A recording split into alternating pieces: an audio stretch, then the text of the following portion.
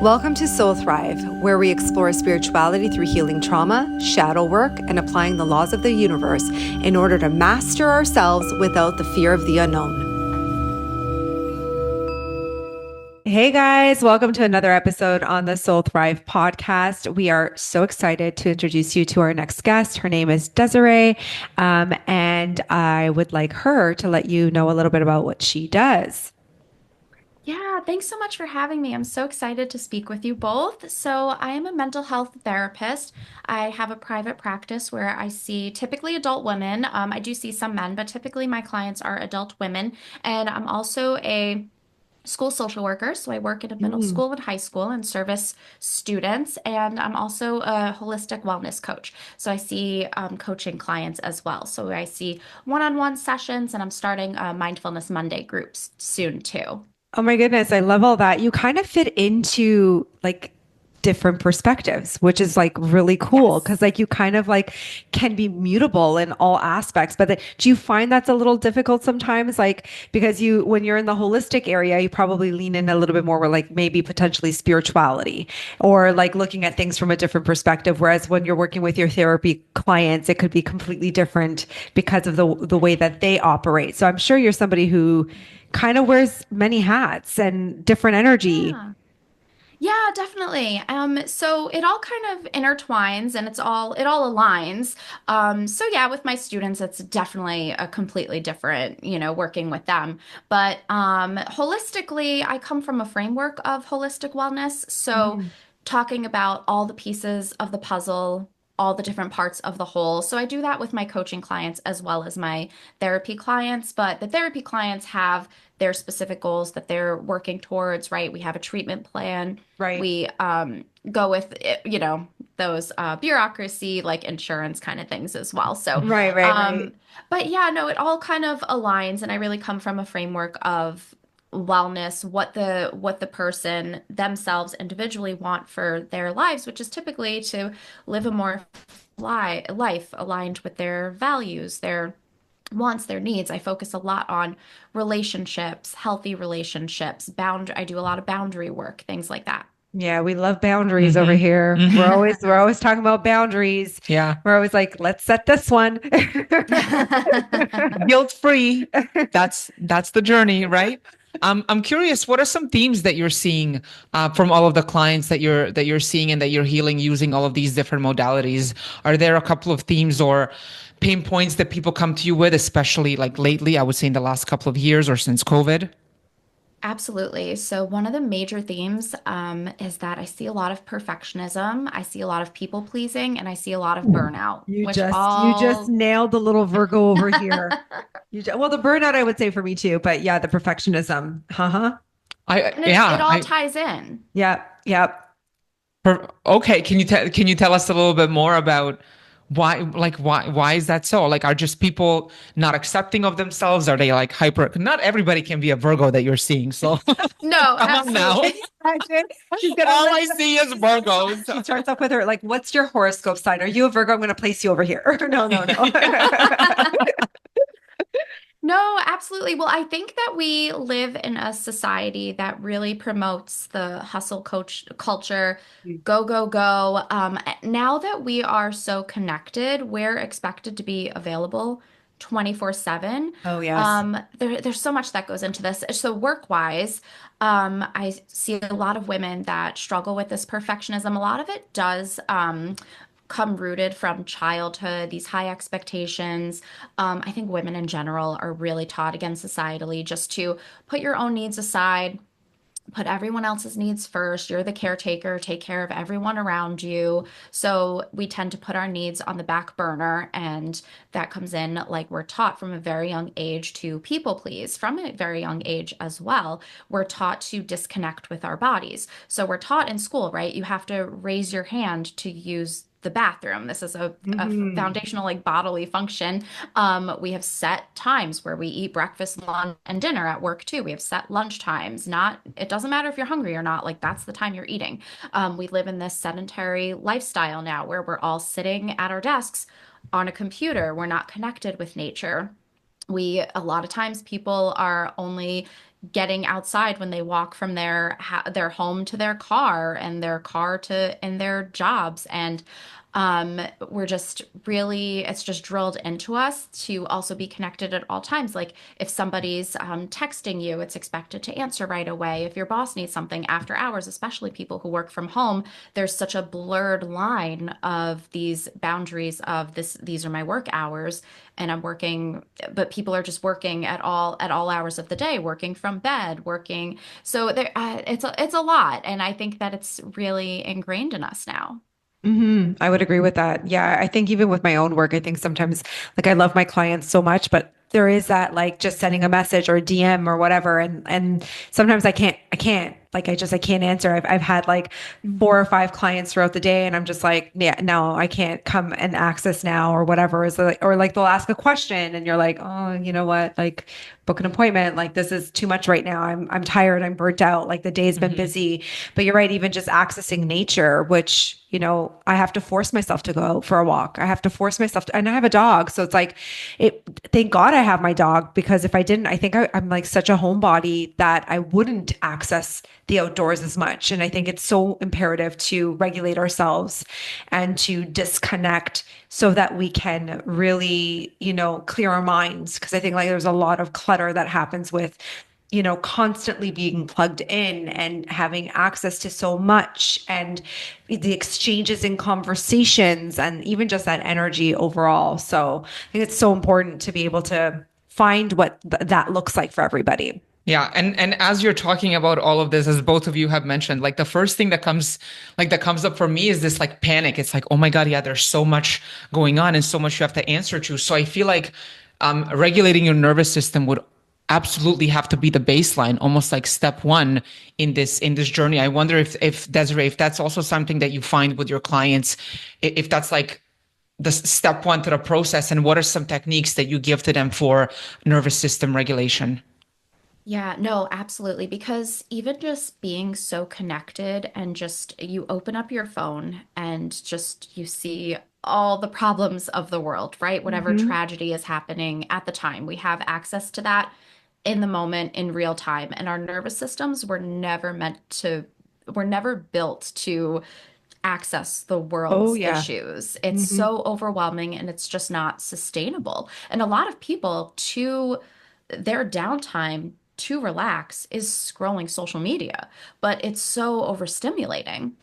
So absolutely, there's so many practices, one being unplugging is, I think, would be a great one. And again, it depends on the person. So I'll throw some ideas out there, but it's different for everybody. Everybody, you know your body the best, you know your needs. So really practicing, and this is something I work on with all of my clients, really practice tuning in and reconnecting with your body because your body is always communicating with you. But again, we're taught not to listen to our bodies.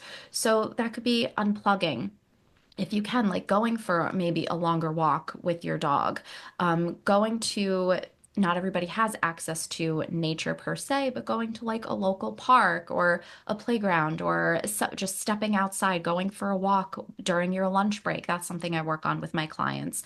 A lot of women I work with are moms, and some are single moms, some are, just don't have the time at all. So like, can you during the day just go for like a 10-minute break during your lunch break, 10-minute walk? Um, Taking your lunch break. A lot of perfectionists, people pleasers, people that struggle with burnout, they are not taking breaks at all. A lot of the women I work with are working straight through their lunch times, not taking their lunch breaks. You're entitled to that break.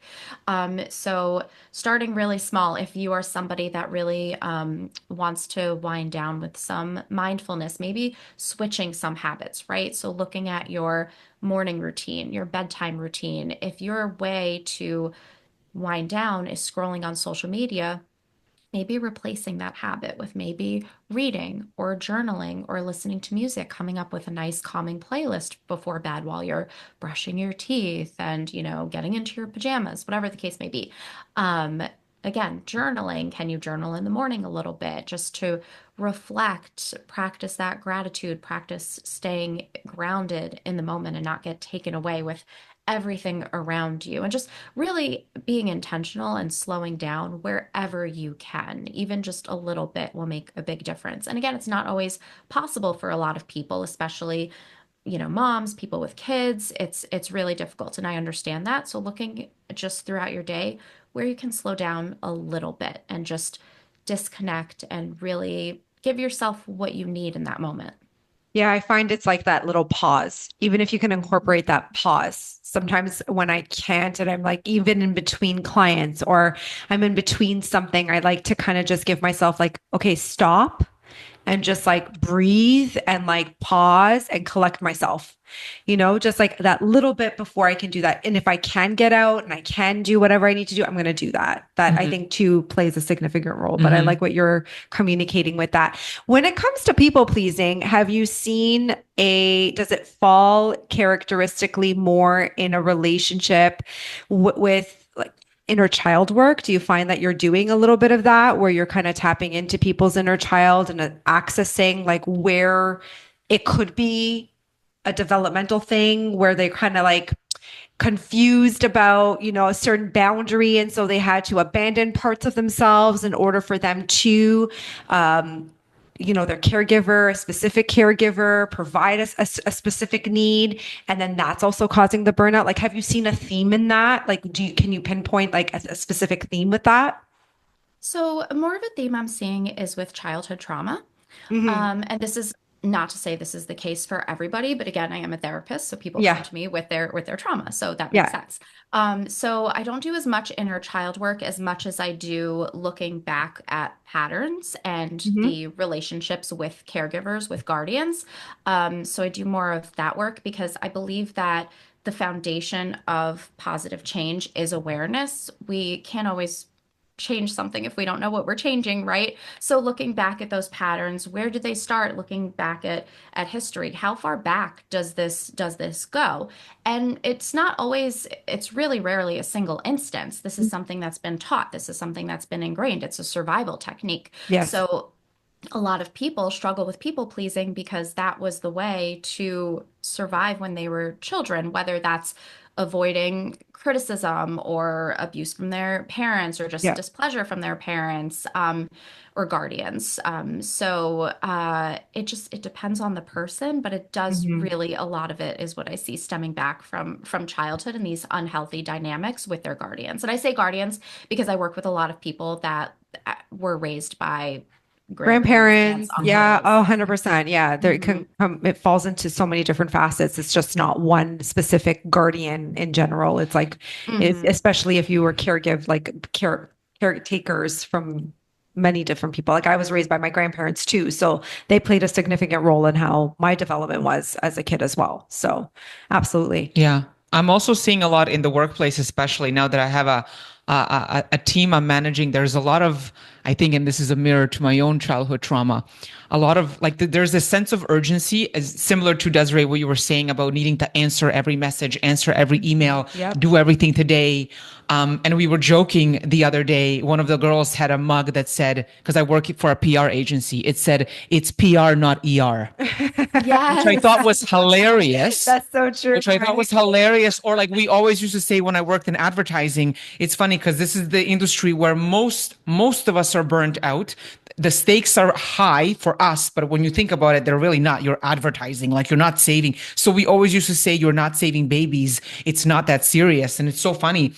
Even now I'm seeing a lot of people just everything is so serious. Oh no, if I Yes. don't answer Yeah. this email today, oh my God, it's gonna be the end of the world. And then we're gonna lose this account. And then the client's gonna tell me that I'm a shitty person and then I'm gonna get fired. And it's all like, oh, It's so it's interesting, the this mental thing, spiral. the It's the interesting, spirals. like that spiral that happens with that for sure. Yeah. I'm seeing a lot of that, and I tie that back to my own CPTSD that comes from childhood, where like Yep. everything was a big deal, everything was so Yep. dramatic, like everything was life or death. Well, sometimes I even have the conversation with Ivana where I'm like, you can slow down. This isn't urgent right Mhm. now. Like this, like, what's Right. the urgency here? But even in like how she's rushing to get something done, or like, and then I'm like, but you're going to make mistakes when you do that. You got to remember, you got to Mhm. stop.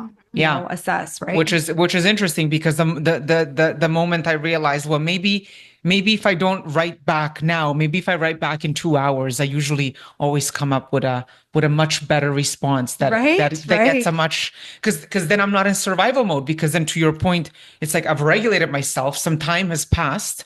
And then I can respond from a more grounded state and like see the bigger picture and not be so. I find that most of us in corporate today, especially with like lots of layoffs going on and the economy not being so great, a lot of people are operating from survival mode, and I'm wondering if that's also something that you're seeing with the folks that are coming to you for help. Oh, absolutely. A lot of the people I'm working with are really struggling financially.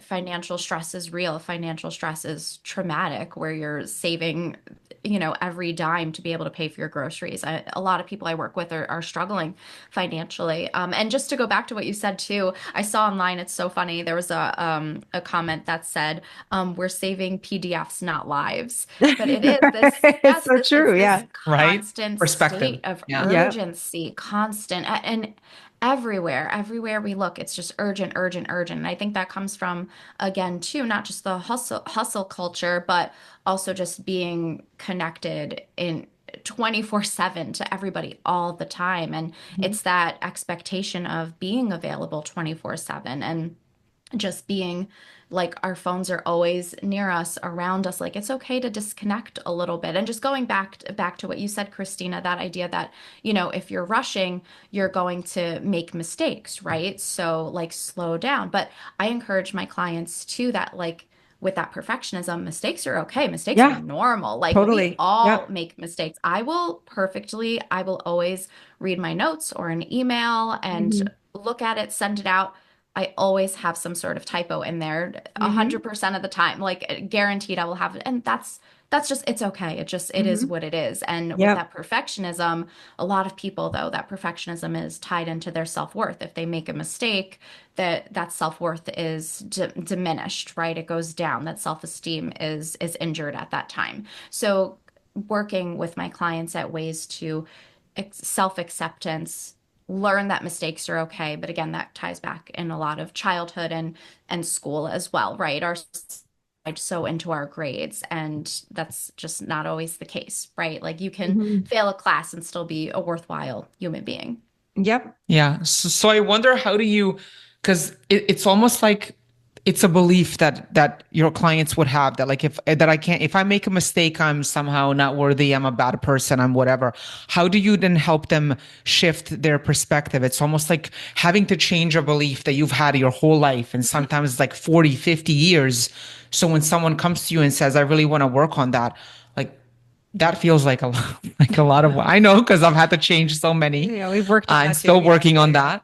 But I wonder, what are some tools that you use to help them change, especially those hardcore beliefs that they've had from a very, very young age?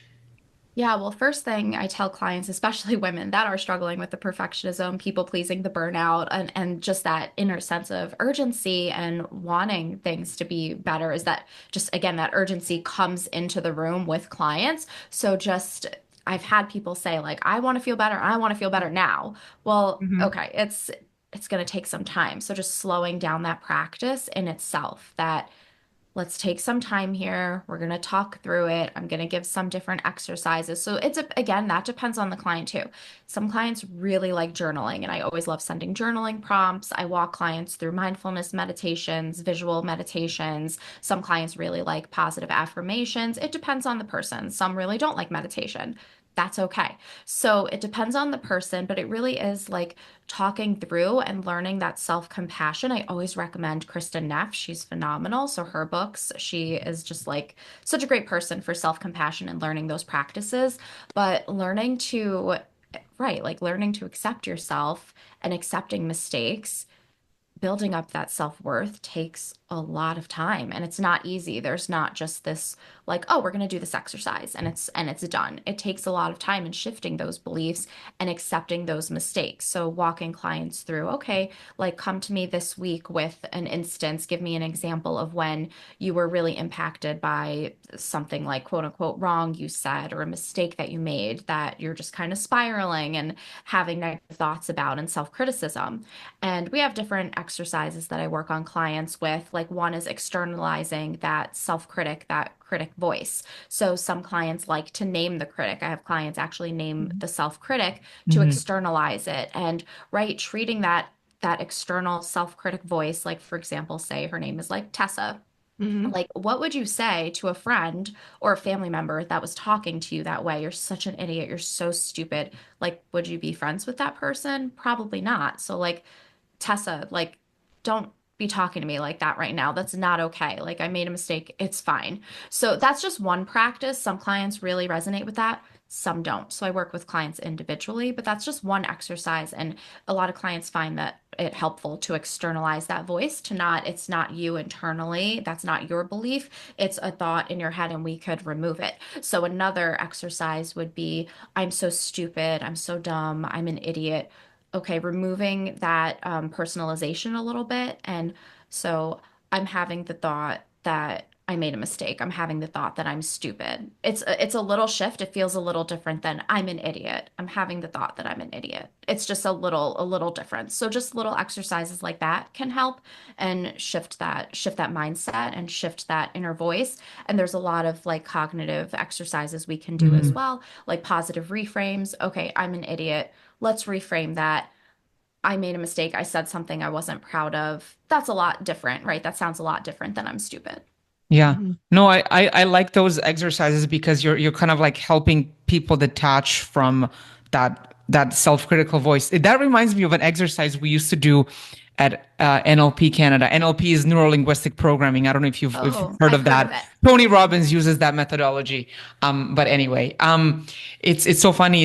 It's called a three chair exercise. So when you come in, you sit in a chair and you're feeling all these negative feelings. I'm an idiot, I'm stupid, whatever. So then the practitioner would ask you to get up and sit in a different chair and then look at yourself in that chair, but they would say, look at yourself from the perspective of someone who loves you. Mhm. What would you say to yourself sitting in that chair? And then another chair is like, look at yourself from the perspective of someone who believes in you. Right.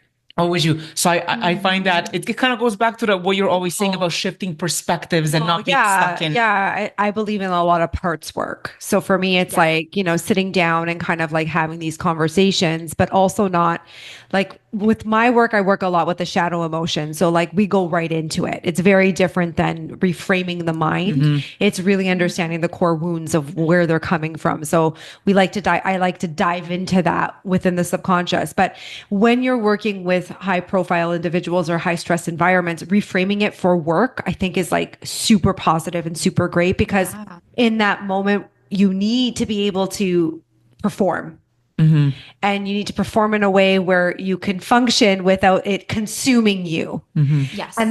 then we can go, okay, let's separate that and let's actually do the Hey, work. Tessa, what do you need? Hey, let's go a little deeper now. Let's go a Why little are you deeper here? now, Yeah. right?